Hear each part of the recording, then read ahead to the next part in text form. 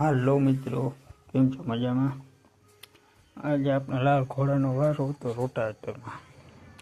સવારના પોરમાં કાઠીએ પૂગી ગયા.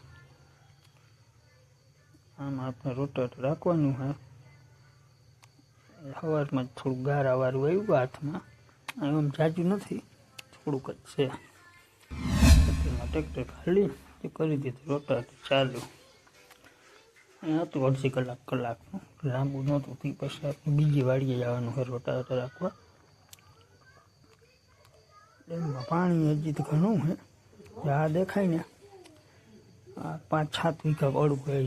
ખાડો ખાલી થાય ને પછી એમાં વાવેતર થાય. એને તો હજી મહિનોથી વયો જાય, બહુ વાર લાગશે.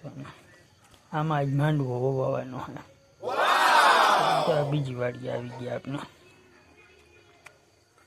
સવારમાં અહીંયા હીકું હતું, ત્યાં બપોર પછી ચાલુ કર્યું આપણે. એ પવન ચક્કી ને મફતના મજૂર તો ભેગા ને ભેગા જ હોય. આમાં કાલે વવા છે, કાલે બપોર પછી વવાય કે એવી રીતે થાય. જ્યાં સામે દેખાય ધાણા, પવન ચક્કી ધારુમાં બહુ એમની નજર ફેરવો એમ પવન ચક્કી જ છે. જામ જીવને ડમરી સડે. આ છે ઘઉં ઓર્ગોનિક, કંઈ નાખે બાખે નહીં, દવાઈ છાંટે નહીં, ખાતર નાખે નહીં. કેવાક થાય કયો જાય તમે? મને તો એવું લાગે કે 2-3 મણ થાય. આમ કંઈ જમાવટ જ નથી. 20-25 વીઘા બધું ઓર્ગોનિક કરે. આપણે જો આ ખેતર થાય એવું કમ્પ્લીટ સીધા મોસમ લઈશું. લાંબો પાટલો સારો હતો. સાંજે પડવા આવી, હવે દી જળ વજર છે. લાલ ઘોડને હાલત જો